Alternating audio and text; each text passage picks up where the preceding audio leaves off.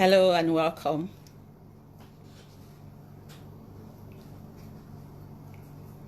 Yeah, welcome. How are you? How did your day go? I guess it's as good. You've had a wonderful day. I want to welcome you to today's live chat with Beyond the Four Walls, the convener of Beyond the Four Walls. My name is Mrs. Adefarakan, Cynthia, and I'm the convener of Beyond the Four Walls. Now, Beyond the Four Walls is a program that we're putting together for young people to learn various skills, and it's actually basically because we saw a need in the learning system. Being an educator of many years of experience, we found that there is a real gap between the real world and what we do in school. Now, I'm not trying to say that school isn't exciting. I'm not trying to say that school isn't great. No, I'm not saying any of those things at all. All I'm simply saying is that school exposes us a lot to our cognitive domain. School emphasizes a lot about what we know. So most of the things we look at is actually cognition. Okay, we want to look at our IQ and say, okay, the person is so intelligent, the person is so smart, the person gets a lot, and the rest of them. But there are multiple intelligences a person could have. We could have different kinds of intelligences, all right? So we looked at a situation where we could help learners not only bring out the best in their cognition or in their cognitive domain, but they could also, bring out the best, as it were, in their affective or psychomotor domain. They could bring out learning, they could bring out their best in their social intelligence, in their creative intelligence, and the rest of them. So this evening I am going to be having a guest, someone who I look up to a lot. When I mean look up to, someone that is so passionate about the work she does, because she's equally a teacher and being an educator. She's so passionate about it. She is one person who is today trending with online learning, and most of us will be in our home doing our work as educators. And today our guests she will be one of those persons that will try and put our minds together and then share or shed light and bring in a bit of information on what to do. Why? Because we've seen a need. I've been at home for quite some time since the lockdown, and doing this online schooling or teaching online is very different from when you go to class to teach. Now, having said that, I also found a vacuum a bit. I saw my students wanting to, I saw the cravings. I could feel their yearnings to want to still socialize. What makes school? And with online learning, we're not doing that. So we're trying to see in this discussion, how we're going to help you, the learner, you, the parents, and also the educator, to see how we can bridge this gap. Because whether we like it or not, life has brought us to this very, very circumstance where we have to do things this new way. All right. So I'm very sure you will learn, just like as I will also learn. I'm very sure that some of our questions will be put to rest by the end of this discourse, and it will be wonderful. So the person I'm bringing in today, our guest for today, is no other person but one wonderful person, and the person of Mrs. Kachi Zimughan. She is an educator, very seasoned. Although I need to tell you this, she didn't do education at the beginning, but she's been very passionate. Okay? And she has found her way in the educational sector, and she's going to do one very major and very wonderful thing that we are going to enjoy today. All right. We're still waiting, and I'm sure she's almost set for us. She's almost set for us today. Okay. And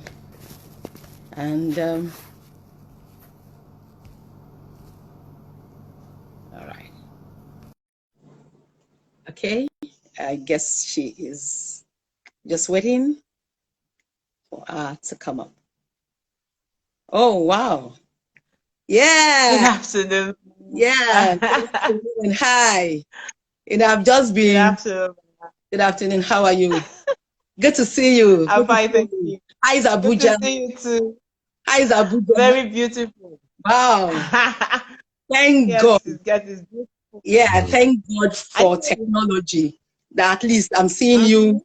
you, just as if you're right here with me. And I guess everyone is actually waiting to hear what you have to say to us today. Okay. And viewers back there, I want to say thank you. Yeah, this is Mrs. Kachi Zimughan. Like I said, she's an educator and she's a very passionate person. She's a CEO of an online learning environment, and Yes, that online thank learning you. environment is actually called Learning with Z.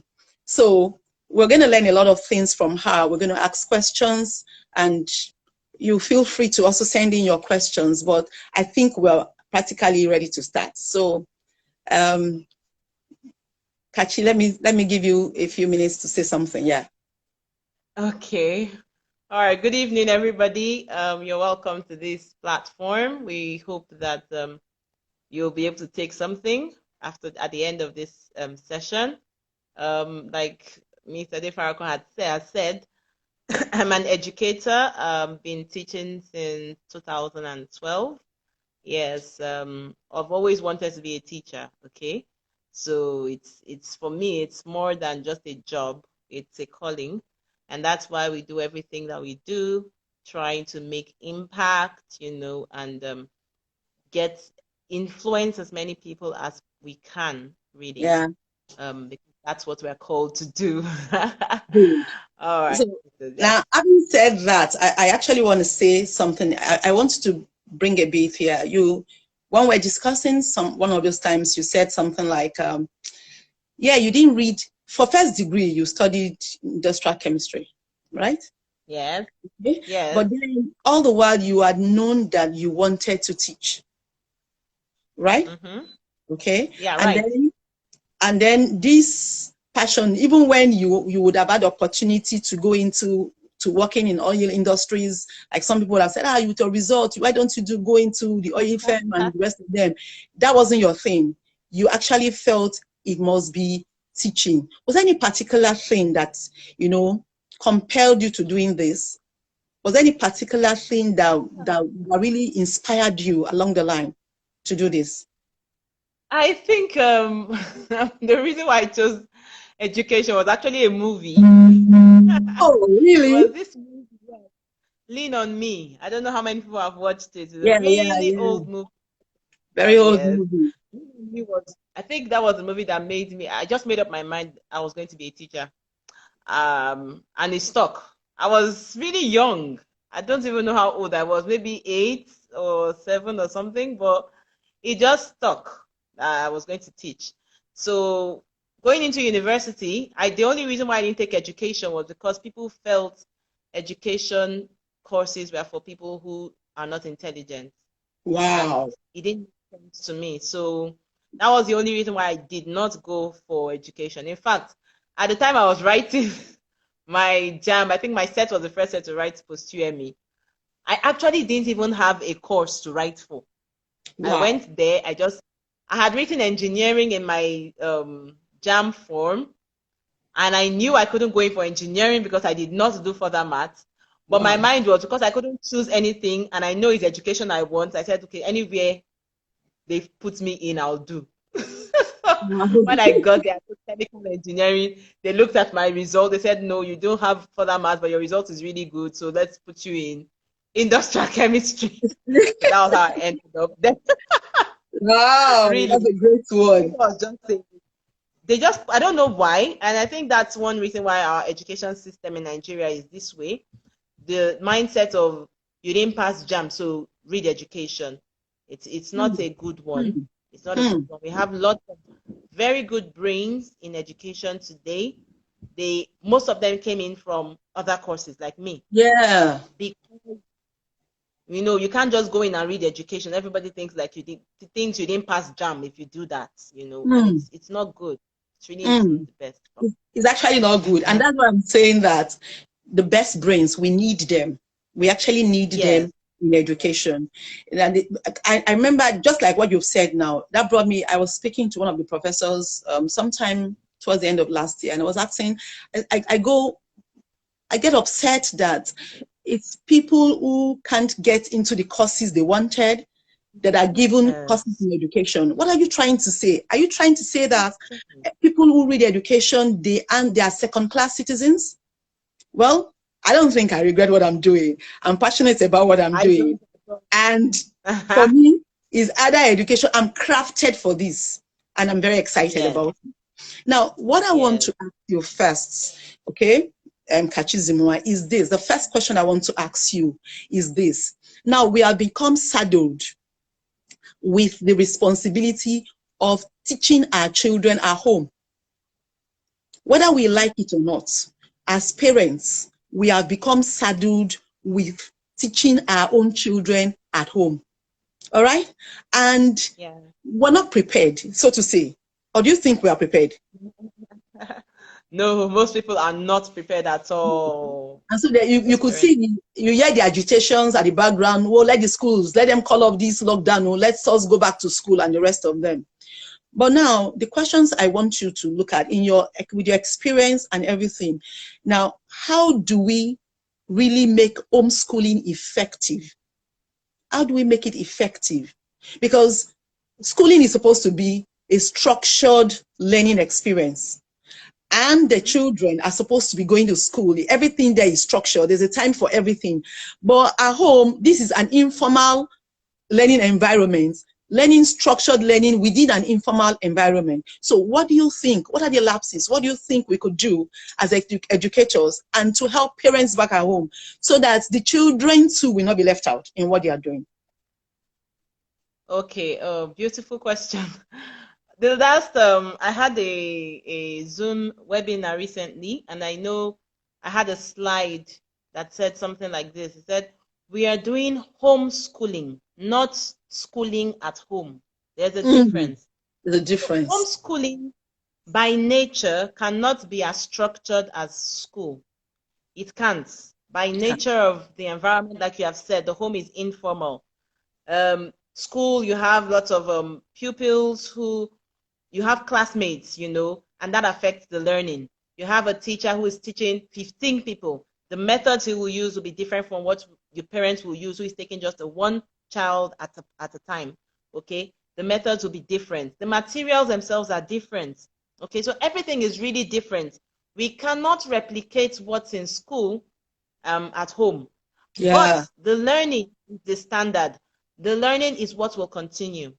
So Mm-hmm. at home, the learning might not be as structured as in school, but it can continue and it can even be more effective, actually. It can be more effective. It's just that some schools have tried to replicate school timetable at home, and At that's why home. parents have been stressed. Parents Yeah. can't cope with timetable because they also have their own timetable. I mean, they Yeah. have meeting for 8, meeting for 9, 10, and Mm-hmm. you are bringing a timetable saying your child should be in class by 9. When I have a meeting, it doesn't work It that way. doesn't work that But way. learning can still go on from 2 till 9 p.m. or till 7 Yeah. p.m. when the child is going to bed. Learning can even begin 6 a.m. That's Yeah. the beauty of homeschool. Of Learning can homeschooling. be anytime the child is available. It can be anytime the real life resources are available. Okay, Available. so it has its beautiful pros. It has some cons, just like your schooling in the conventional classroom has its own pros and cons as well. Yeah. This has its own pros and cons. But it's a beautiful thing that if people could get a hang around, their children would benefit from. Yeah. Oh, okay. So thank you so much. And then now, the other part I want to ask now is this: what do you think the level of preparedness of a student? How can a student really prepare? Like what we're saying now is general. We're cutting across borders. We're looking at those in the primary school. We're looking at those in the secondary school. For those in secondary school, it might be a lot easier because they are more mature. But we're talking about those Yeah. toddlers, those very tiny ones. And yet, you are telling the parents, they have to do this and they have to do that. The question now is that, okay, how do we bring in a bit of competitiveness into the learning? All right? You get what I'm trying to Yeah. say? How do we bring Yeah. it in? Because one of the things that help to spice up students' learning is that they like competing with their mates. I did this, I got this better. But now within the homeschooling environment, can we experience that? Well, yes, there is a competitiveness within the real school, real time classroom school, Yeah. and it's a good motivation. But actually, there is the should I say it's a stronger motivation when your child can be motivated by just doing better himself and Mm. being better Mm. himself. So Okay. the point is, I am competing against me. It actually helps a lot of solves a lot of peer pressure issues. I'm Mm-hmm. competing against Mm-hmm. me. I am my competition. So let's say, for example, you wrote an English essay. It was good. Okay, you keep it down. That's the beauty of homeschool. It's your copy. It's you. You put it down. Next week, you wrote another essay, and the child can actually read this and read and say, "Oh, this one is actually better," Better. and keeps going that way. Quite unlike a typical school where you write an essay, you submit it, you might not even look at it. Mm-hmm. See, private schools don't even let the children take their books home, which I don't like. But it might just be in school there. You don't Yeah. know how the essay you wrote last week was or last term was. Mm-hmm. But Mm-hmm. at home, you can actually compare. The parent can bring it and say, "Oh, you used this word. Look at this essay you wrote 2 weeks ago. It wasn't like that." And the child looks and say, "Oh, that's true. I'm actually getting better." And you Better. see, the child is driven now by, "I want to be better," not just, "I want to be better than And so and so." Exactly. It's now, I just want to be better. I want to be better at math. So I solved all these math sums in 50 minutes. I yeah. want to get better. This time I solved it in 45 minutes. Wow. This time I solved it in 30 minutes. And that joy of you getting better. The funny thing is, the child might end up coming out and Yeah. finding out that he's actually better than lots of his mates. And so that's why homeschooling, when doing homeschooling, the proper homeschooling, you have to find opportunities, or you should find opportunities for some things like competitions, even if it's online. There are Yeah. lots of gaming competitions actually. So there are math games, math quizzes. I found this one, maths rock or something. It's a timetable competition. Wow. How much timetables you know? Yes. It's a, in fact, I was so wowed by it because you can compete with people all over the world, literally. They Beautiful. just set up the game. You set up the game and you do, and you can see yourself on the scoreboard across the world. Wow. Wow. So now it's beyond no local champion, my class thing. Mm-hmm, mm-hmm. It's now, wow, I was 100 across the world. Everybody using rock maths. I was number Wow. 100. And the child is trying to get better to say, "Oh, I'm number 50." And now it's a worldwide thing. It's actually something you can put in the child's CV. Mm. You can put it, Mm. the child is going into maybe secondary school abroad or university abroad. Say, "Oh, he ranked as 20th position in rock math across the world, a game that covers Mm. countries in the world." And it's something you can put. Quite unlike, you can say he was first in his class. It was And spent in class. It's just relative. the UK government will be like, "Okay, that's very relative." Relative to just the people in his class. Exactly. Yeah, To just relative. people in his class. And also So relative you are. to his teachers, the kind of question, the tax they have Mhm, set for them. mhm. Now, this one, with what you're Yes. saying, is more international. And that's the way the world has put us. Wow. So Yes. rock And then mass. if you consider our reputation as Nigerians, not to be proud of it, but right now as Nigerians, if you say your child was first in this, they're like, well, it's Nigeria. It's Do you Nigeria. get? Yeah. You're not taking seriously like it's Nigeria. What if It's you bought the Nigeria. results? Something like that. So when you have something global, if you're doing a homeschooling, you can easily expose your children to To global standards. global, And I think that's the yes, beauty of of, this wow, practice. wow. So in a nutshell, what you're saying there now is this homeschooling that we have compulsorily come to start doing, has it come to stay? Do you think it's come to stay? So Well, has it come to stay? some Because people, I post think, I COVID-19, think, has homeschooling come to stay? hmm. Before now, a lot more people were actually picking up homeschooling. I know here in Abuja, I've even met like one or two people who homeschool their children. Mm. And according to them, there's actually a society of homeschooled kids and parents. They have a place they go, they have a center they go. It's now like a clique of things. And they're not 30, 40, they're like 50 plus in that center. And she says Wow. that's not the only center. The same thing in Lagos. I think a lot of people were already catching up on homeschooling, okay, Mm-hmm. because they weighed the pros and cons of both the classroom, the typical traditional classroom, and the homeschooling, and they felt that the homeschool has a lot more Mm-hmm. not more pros than cons. And of course, because the way Nigeria is, if you want to get something that is even a little bit good, little bit, because not even all the expensive schools have it all good, or something Yeah. that is a little bit good, you have to pay a lot. And To you're pay like, why should I pay? Yes, why should I pay so much for something I can achieve at home? Okay, home. so some people were already catching up on it. I think this experience, when some parents realize that, well, I can actually do it, some parents will stick with it. And That's even the ones who have not realized, there are some children, for example, where I work, there is a boy who wasn't doing so well in the classroom. But mm. surprisingly, in this homeschool, he's the best, as in literally the best in his class. And I'm like, I think his parents should just leave him at home. Mm. Let him learn from home. Yeah. Because there's a lot that comes into play when the child gets to the classroom. It's not just what the child knows anymore. It's now how my classmates see me. Do my That's true. classmates make fun of me? Do That's my true. classmates hail me? Am I as Mm. popular as this person?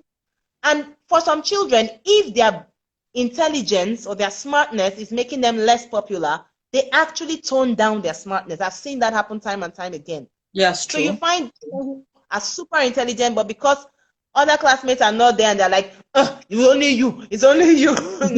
Everybody's saying that why is it only Kachi in the classroom that they will ask?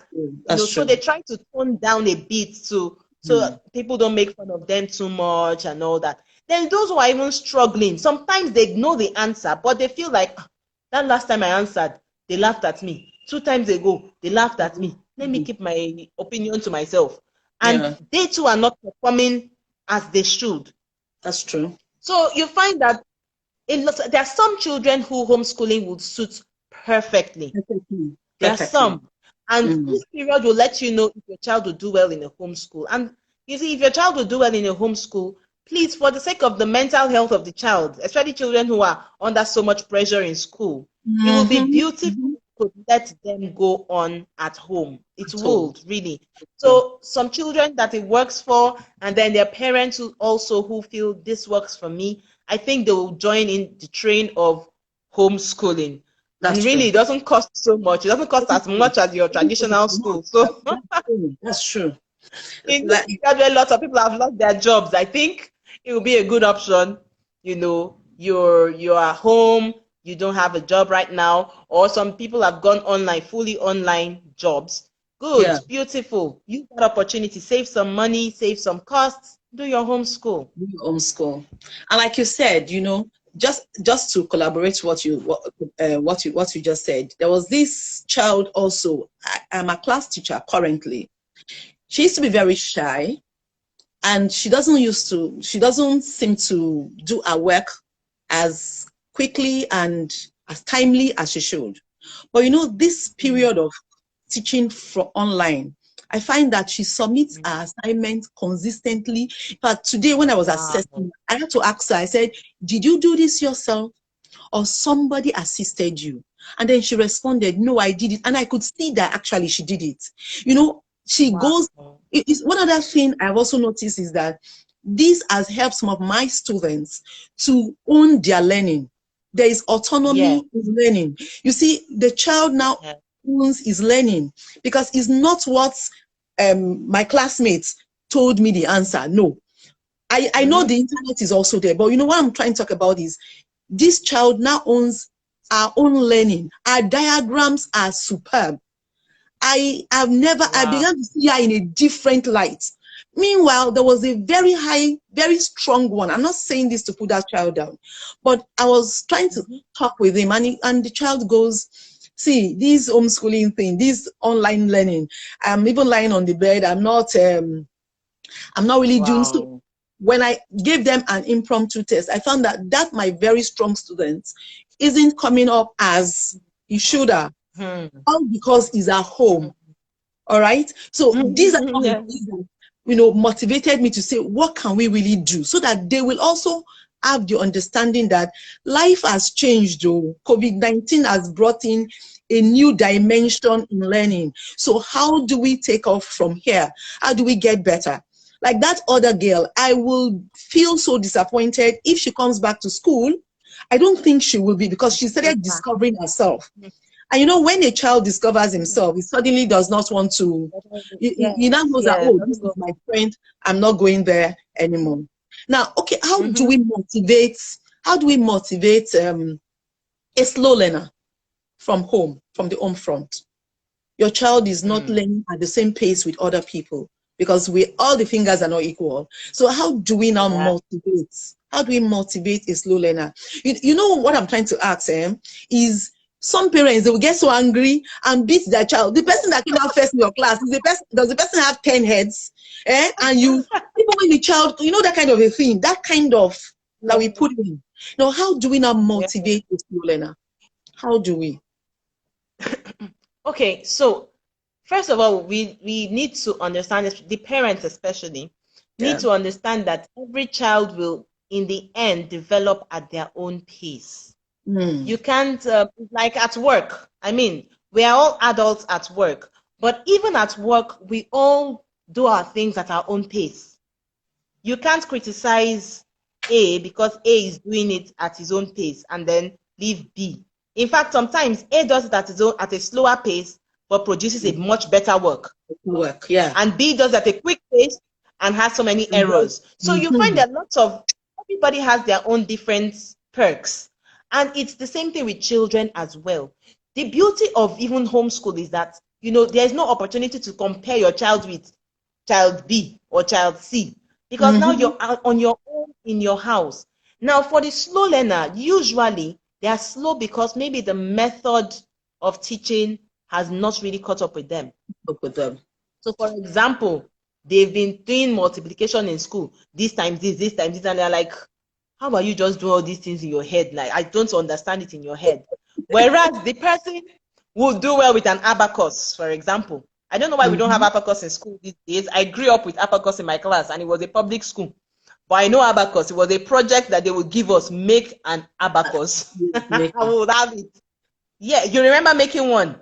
Yeah. I made it, and it helped some people. Some people really can't just imagine the numbers in their head. Till today, I can't imagine numbers so quickly in my head. Unlike my husband that can multiply everything in his head and we have done. But I can't really imagine it in my head. I have to put it down somewhere. And that's Yeah. just my method of learning. It doesn't mean that I'm slower or I'm less intelligent. It just Yeah. means I'm different. That's So true. for the slow learner, you just have to take your time and find the method that will work for them. And usually it would be a trial and error. So you try Mm. 10 times 10 and you see the child is struggling. What you do, quickly bring out counters. Okay, just gather anything in the house. Gather stone. You can go out and gather stone. We used stones when we were growing up. Gather the Mm-hmm. stones 10 times 10. 10, 10, 10, 10, 10. Count it. Or bring out money. Send the child to buy things outside. They will be doing it. I mean, the conductors who are children in Lagos multiply in their head faster than some children in school. So That's true. because it's life. So you can do, there's so many, that's the beauty of working at home. There's so much you can do. You can decide, okay, every single time we go to buy things, you are the one buying. How much is it? Give them 1,000 naira. How much change are we collecting? Quick, quick, quick, quick. And before you know, the child is adding and subtracting without the pressure of pencil and paper. That might just be the hindrance. That might be the hindrance. You could go outside, gather stone. You could go outside, gather flowers. There are flowers that are in multiples of 4. The flower petals. Maybe you have a daughter who likes all these pretty things. Go out, tell her, gather flowers. How many petals do you see on each flower? 4. So if I have 3 flowers, how many petals all together? You know, we can't do that. We can't necessarily do that in school because everybody is at different levels. So we try to do the average, then do some extra for the high, and then most times tell one very high student to work with a very low student. That's typically what's done in the classroom. But you're at home now, then you can use what the child likes. The child likes music, beautiful. How many beats are in this song? Let's count the beats. The drum, doom, doom, doom. It's 3, right? Okay, multiply that by 2. And you know, you're doing so many things, and you find out that the child is picking. Because really, no child is slow as such. It's just that they have a different learning style. So except if the child has a learning challenge, maybe dyslexia, you know, ADHD, if there's nothing wrong with the child, then all the child needs is a different method. And once the child sees that you're ready to work with that child, you're ready to work with them, and you know, follow their style, and you're patient enough, before long the child will pick up. That's true. Because, so for example, the student you mentioned that was shy, maybe she has experienced teachers shouting at her, maybe her classmates will say, oh, they've said it before, and you know, she's now too shy to come out. But once she notices that, okay, you can be patient with me, then she's more encouraged to come out. So those children who you see as slow, as long as they know that we can be patient with them and that we can follow their own style, then they will be encouraged and motivated to put in more efforts. Okay, so that even the parents back at home, they are also supposed to be patient more. Then one other question. Let me bring one other question before we move a bit from this axis. You know, parents used to say their children listen to their teachers more than themselves. And now, and now as a parent, you're now the one to teach the child at home. How do we do it? How do we bridge that gap? Because for me, I don't know what you think, but if I am opportune to pass this thing, that you see, there's something, those are our GST courses in the university. I think some of them are not relevant to us. That we can do. Yes, so every undergraduate should take a course in early childhood, because you are going to become a father and a mother now. You should take a course in early childhood, so that this kind of level preparedness will be there. It will be fundamental. Now, how do we resolve this issue? Your children don't listen to you. I remember a parent, I was asking the parent, I said, so now that you are homeschooling, you are the one at home. I hope you say, Mr. Adefarakan, you people are really trying in your school. So that is only, I think, shouting and shouting and shouting. How do we help, you know, as a parent? I know also I'm a parent, and my daughter also is in school. So how do we help so that the children will equally listen to us? Because first they came from us. How come suddenly they don't listen to us? It's only their teachers. What is the missing link? You know, earlier I put out a post. I just couldn't express myself. I don't know if I expressed myself as much as I wanted to. But you see, there is a problem.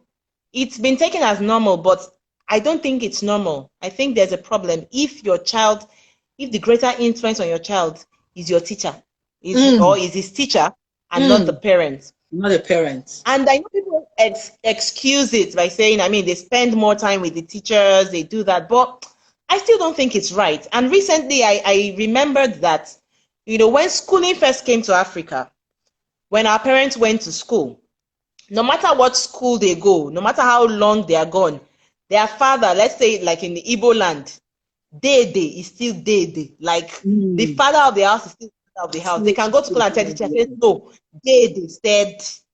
Do you understand? Whatever they are taught in school is school. Once they get home, it is they. Do you get it? The authority of the father was there. The lessons of the mother was always there, regardless of the education.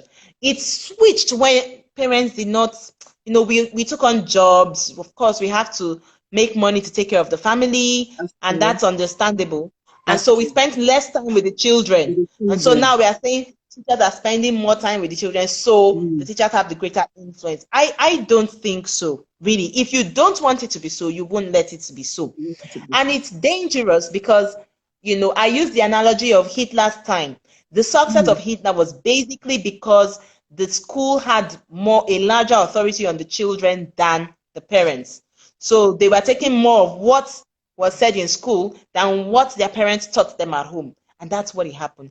Now, to correct this, it's simply a matter of spending more time with your child and giving your child a lot of information. So children are wowed by new information, and that's what just keeps them. So the reason why they in those days was Lord of all was because they will come with one big proverb. The adult is sitting down, and they'll come with big proverb and come with a folk tale to tell you, and those tale by moonlight kind of thing. It was like the parents knew a lot more. So the mind of the students then was, in school, your book and paper, but for life, my parents are still the ones to teach me life skills. Until today, really, in Igbo land, it's still like that.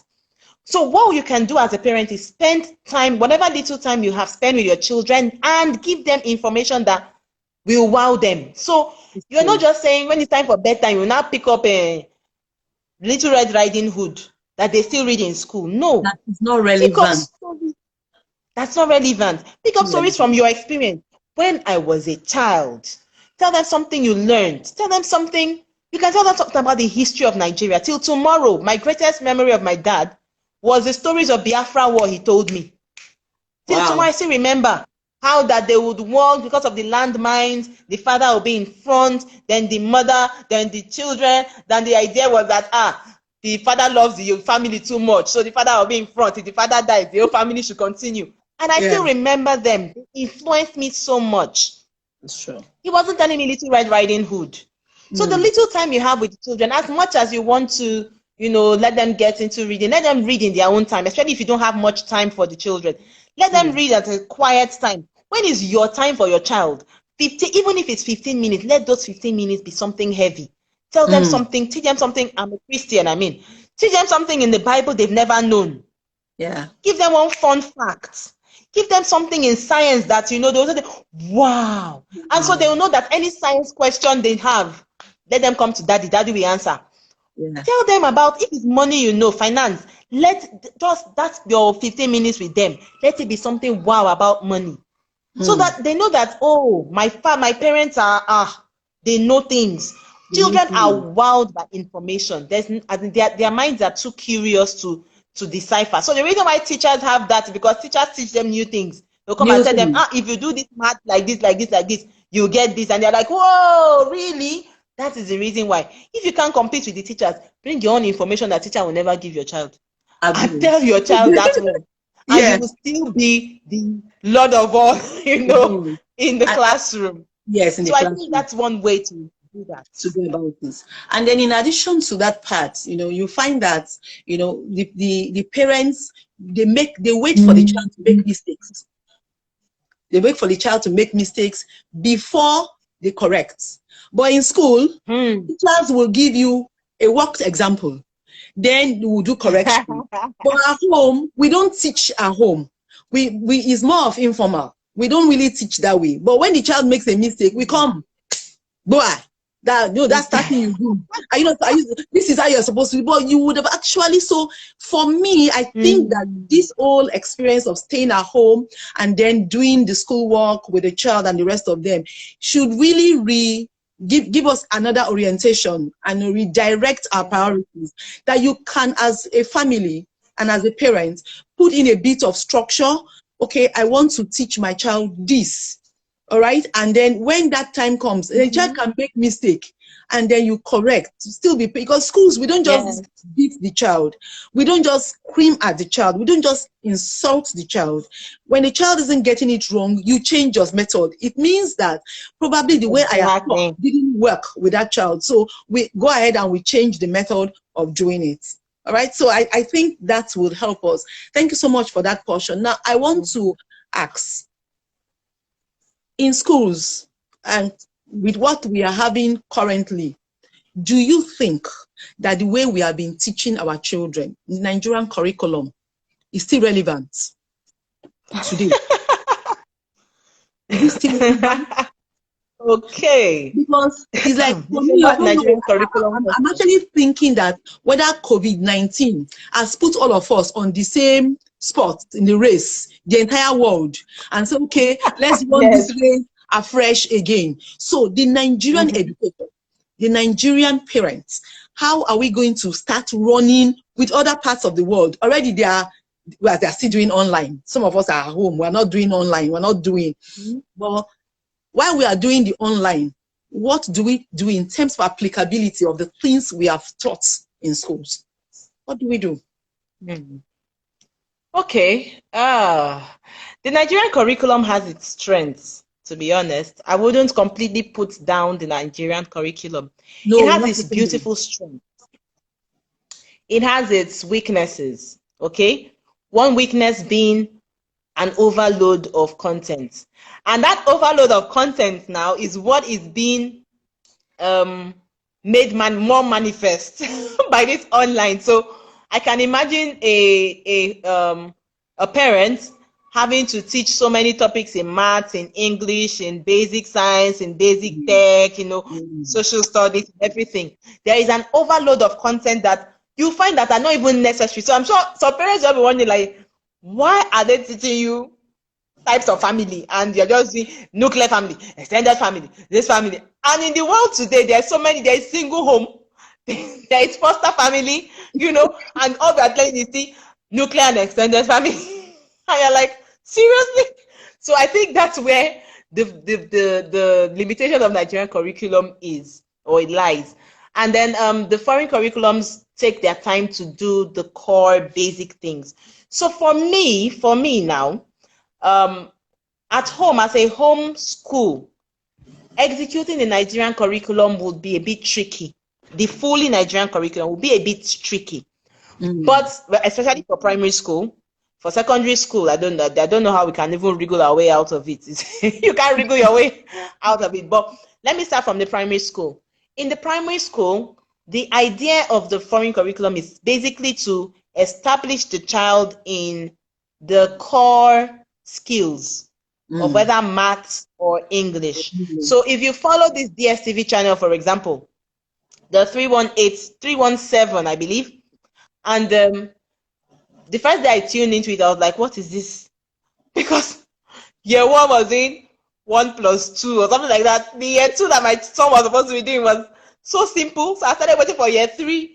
And the year four, in fact, I tuned into year four class today and they were doing 1,000, 100, tens and unit addition. And I'm like, seriously? That's the way foreign curriculum runs. But you find out that by the end of all those things, the child is actually more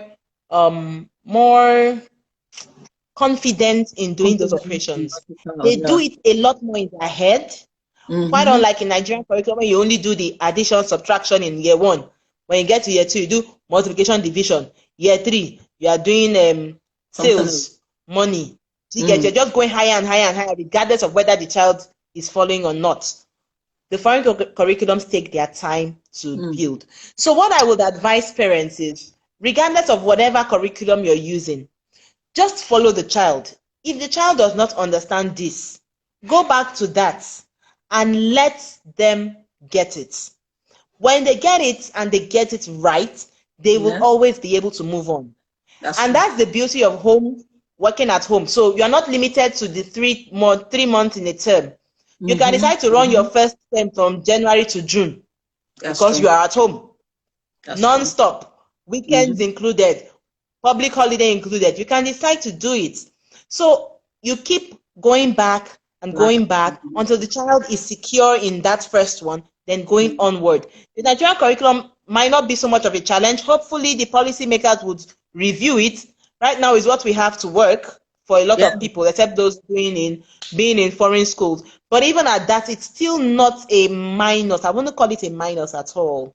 No, it's not. The primary school would have to tweak. Secondary school is even perfect because our WAEC standard is the same thing as A-level standard. So if your child goes through the WAEC curriculum and goes through the Nigerian curriculum, they will very easily sail through A-levels. In fact, some schools in UK wouldn't require A-levels when you have your WAEC. That's because true. they know that the WAEC is standard. So as much as we want to criticize Nigeria for everything, I think our curriculum still has its strength. The idea is just simple. Follow the child. So if the child has not understood multiplication, don't bother trying to move to money, profit and loss. Just try and follow it and make sure the child is, really, really, really, really firm on these things. And the truth is, you can do it at every point in time during the day. Take the child to the kitchen. I know why people don't go to kitchen nowadays. Take your child to the kitchen. When you're adding spoons of salt, let them count it, multiply it, everything. You can do those basic operations any time of the day at home. And that's what parents should be doing. I think the problem came when we started pampering our children. So the nanny cooks, the nanny cleans, the nanny does this, the nanny does that, everything. So where is the child going to learn how to add? How will you teach a child in physics? Action and reaction. Use your strength to wash clothes. You know that the more strength you use, the better the clothes will wash. It sounds funny, but it's the truth. I learned more of chemistry in my kitchen as a teenager, and I began to love chemistry because I was like, oh, so this matches is also actually one phosphate compound, something. And it was like, yeah, these are things I use at home. When you learn about, I know there was a topic about soap, the action of soap, and it was like, ooh, so next time I'm washing, I'm really like, okay, the thing is going into, and it's going in, it brought these things to life. Not when you're teaching biology and teaching onions, and the child is saying they have not seen onions before. So when your child gets involved in everything at home, you can actually bring in all these topics. So it's not, I don't think it's the fault of the curriculum, or we should spend our time thinking, this Nigerian curriculum, we should just work with it. And we really can work with it, integrate it into everything in our day, and we will see results. Yeah, and like you actually said, there's nothing really, really wrong with the curriculum. After all, our children leave the shores of our country with our curriculum, and they go there and they bamboozle them because we are really, taught them. The cognition is very strong. The only thing we need to do is to learn to apply our curriculum to solving day-to-day problems. That's all.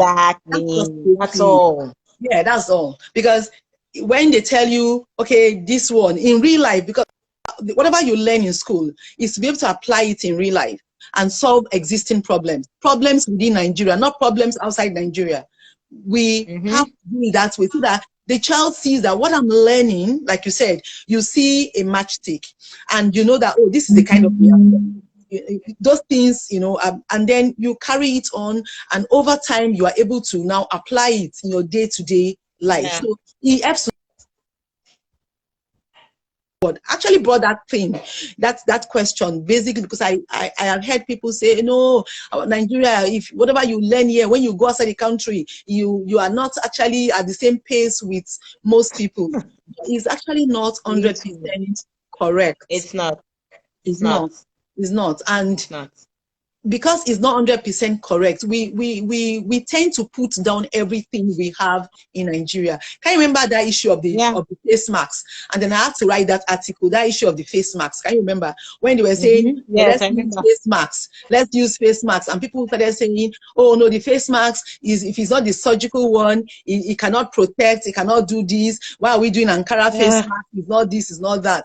And I'm asking a question. We have done things like Ohm's law in school. We have done those ones. We said, and the rest of them, only one thing is constant. And they said temperature is constant. Okay, so what is in the surgical face mask that is not present in our Ankara face masks?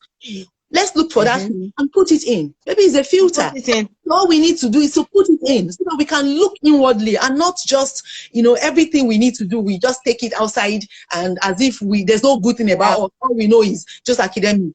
We need to know we know academics. We need to translate academics to solving the problems we find in our society. And that's why we're in Nigeria. That's why we are in this country at this time. And that's why we're actually doing this. And the questions, I'm expecting some questions. I've not seen people really sending their questions. I only get their comments. I want to say thank you to everyone who had commented, who had waved, who had said one thumbs up or the other. We're very grateful. Thanks for cheering us on for what we are doing. But then one last question.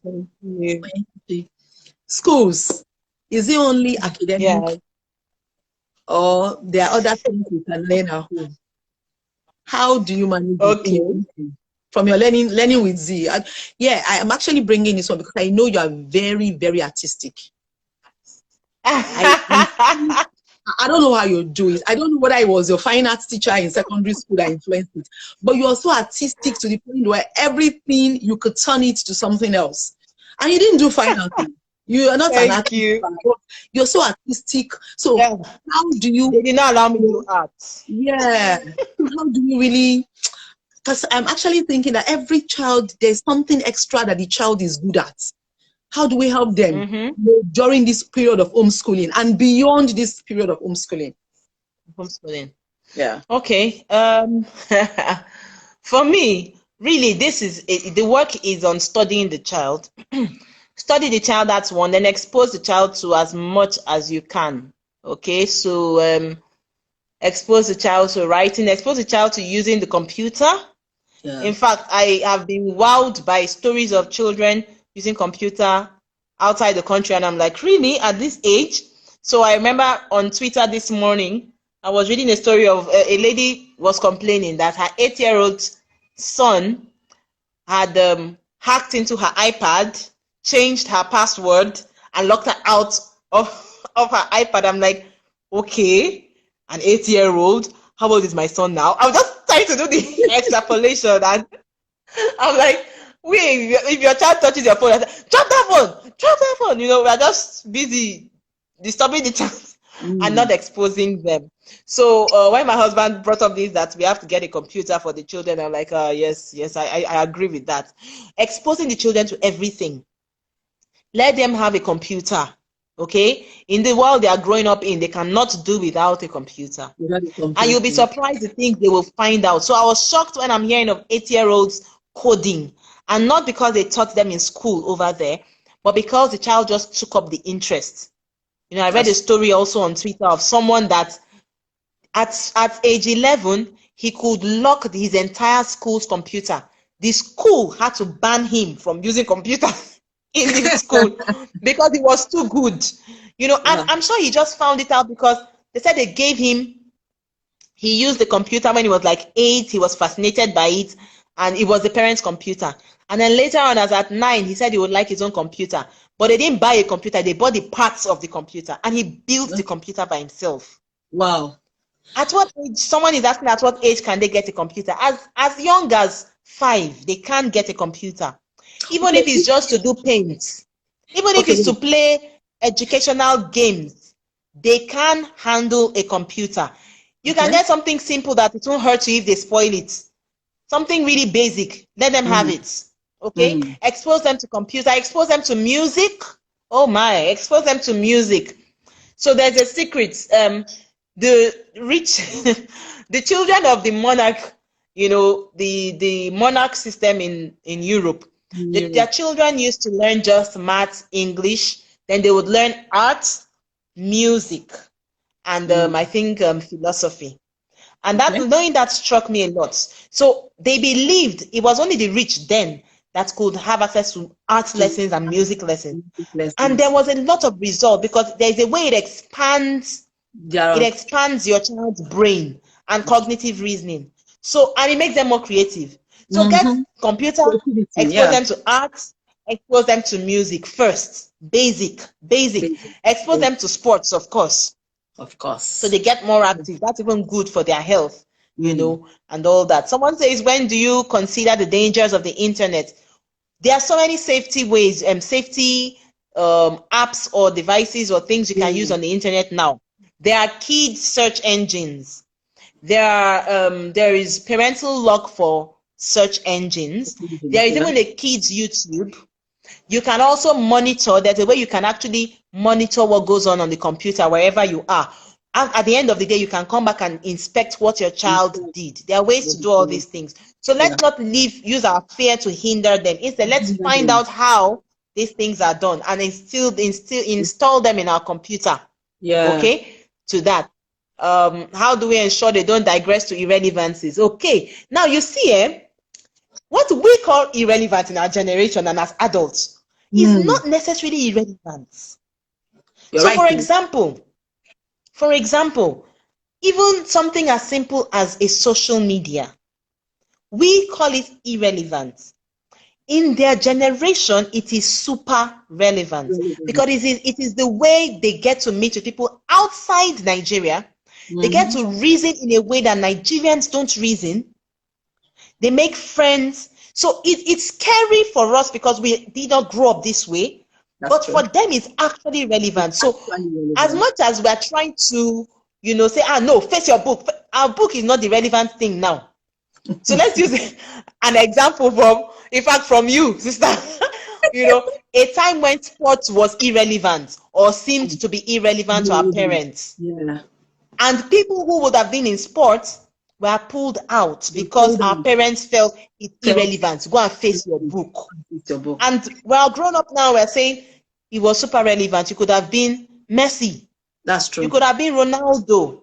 That's true. You could have made a mark. You could have been Serena Williams. That's true. Our parents felt it was irrelevant.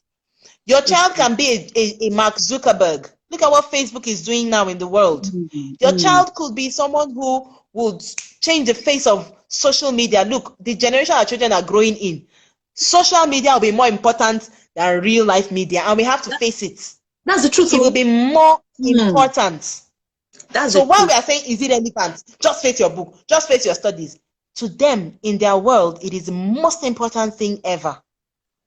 And the earlier they start learning, it's better for us to start teaching them. They have to grow up. It's better for us to start teaching them that, you see, in this social media, there are people who will want to do bad things to you. So the stranger that they taught us when we were small, don't open door for stranger. Now it is don't make friends with strangers on social media that we should be teaching our children.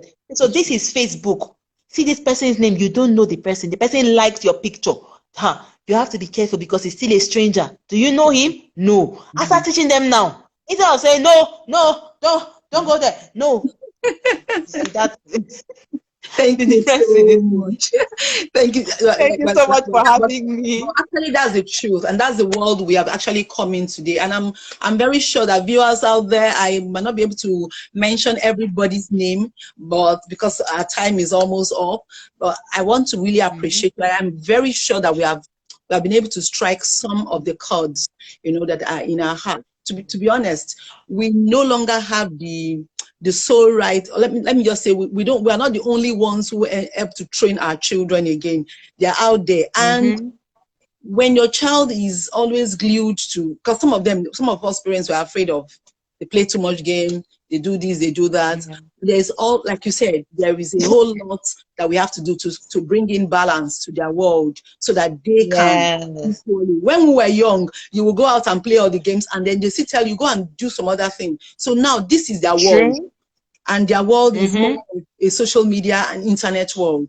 So we need to strike the balance and let them come out and be the best that they can be. And I want to trust God that this will go far, that parents will be able to, run with it and see that, look, you're not alone in this matter. You can make the mistake while trying to do the homeschooling and assessing your child's work, but you are the best for that child, and that's why God gave that child to you.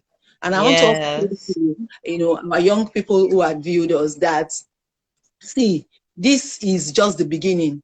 The time for us to, the world is waiting for Nigeria, to do something unique.